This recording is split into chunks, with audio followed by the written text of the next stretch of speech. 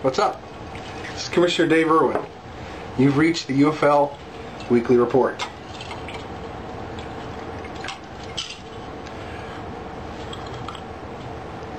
Woo! Wow, it's been that kind of season, hasn't it? This has been one of the strangest fantasy football seasons I've ever been a part of. Got a lot of players out there who just aren't pulling their weight. Got a lot of surprise players out there.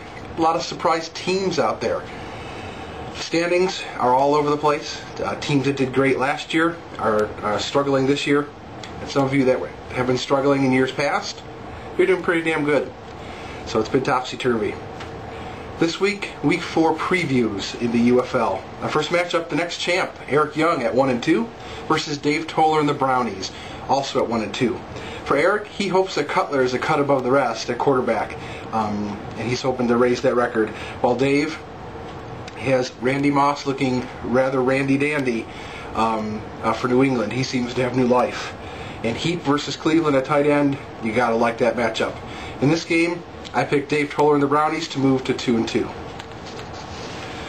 Next game, our only undefeated team, Ken Belays and the Billings Bushwhackers at 3-0 versus the Quesadillas at 2-1. Jeff Altamari's squad has Hester at wide receiver.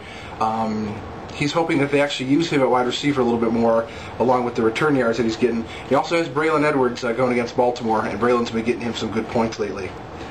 For the Bushwhackers, it's the Kitna Nation that has been getting Ken all kinds of points, along with the rest of his solid roster. And he also has I at running back. I don't think Ken can be stopped this week. The Bushwhackers go to 4-0. In Game 3, the Short Bus All-Stars of Eric Dregney at 1-2 face off against Tracy Irwin and Tackler T at 2-1. Mr. Dregney, must we have this conversation every single week? I need another drink. Derek Anderson at quarterback? Now, dude, I know you got a bye week. Derek Anderson against Baltimore? I don't know about that. Unfortunately for you, Eric, Tracy has the touchdown and point machine, Brian Westbrook in Philadelphia. Over 100 yards rushing and over 100 yards receiving last week. And I think Tracy is going to have an easy time with this one, going 3-1. Speaking of Short Bus All-Stars, the other day I went to run to the store, and as I'm walking to my garage, I couldn't believe what I heard. Well, I'll let you see it.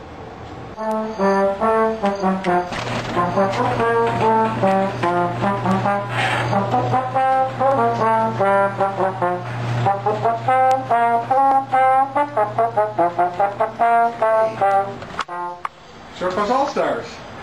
No. Short Bus Marching Band. Yeah, man.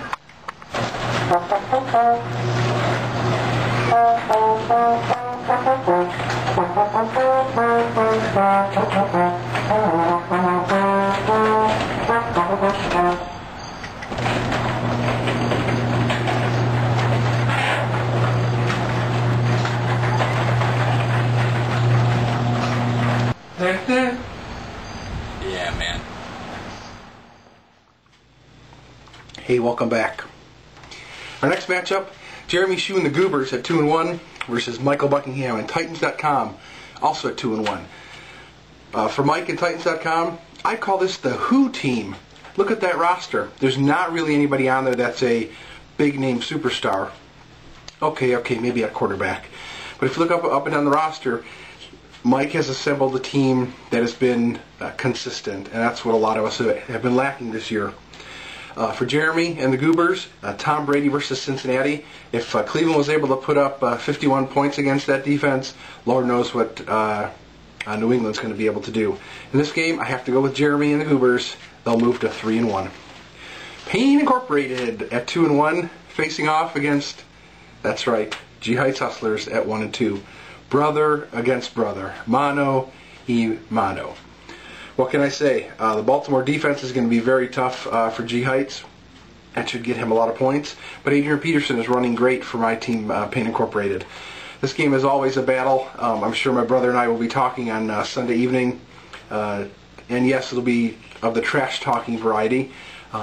We always enjoy playing each other, and I have a feeling, well, I'm not going to say who I think is going to win this one. Our final matchup, Dwayne Price and the Nice Marmots at 1 and 2 take on our 2006 defending champ, Christine Irwin and the Mighty Ducks at 0 and 3. For the Ducks, it has been a rough season. Gore has been nothing more than gory recently, and this week she has Clinton Portis on the bye. Donovan McNabb for Dwayne has been putting up solid numbers as of late, and that looks to continue, and he hopes that Tio can do the two-step along with the other guys on the offensive side of the ball. I'm going to change the direction here for the Ducks. I've picked in their direction all season long. Hasn't worked. I'm picking against the Ducks this week. Dwayne Price and the Nice Marmots win and move to 2 and 2. Well, folks, that's it for this week. Get your rosters ready. This does start the bye weeks of hell, so be prepared for that. And also, we're starting to see injuries, as Mike and Titans.com realized when they lost Deuce McAllister for the season. So, from everybody here at the UFL, drink if you got 'em. We'll see ya. Oh, that sucks.